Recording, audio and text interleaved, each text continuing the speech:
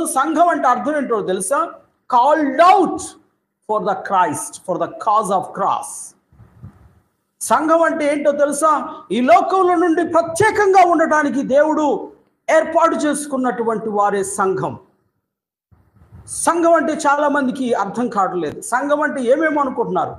సంఘం అంటే క్రీస్తు తన రక్తం ఇచ్చి కొన్నటువంటిది. సంఘం అంటే దేవుడే కట్టేటువంటిది. సంఘం అంటే వారు ఈ లోకముల నుండి వేరైన వారు. ఈ లోకములు, లోక పద్ధతులు, లోక ఆచారాలు, లోక ఆశల నుండి వేరైన వారు. దేవుని కొరకై, దేవుని రాకడ కొరకై ఎదురు చూసేవారు. దేవుని రాజ్య వ్యాప్తి కోసము ప్రయాసపడేవారు.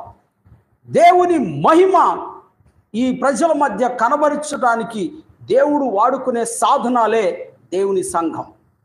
కాబట్టి ఇట్టి సంఘం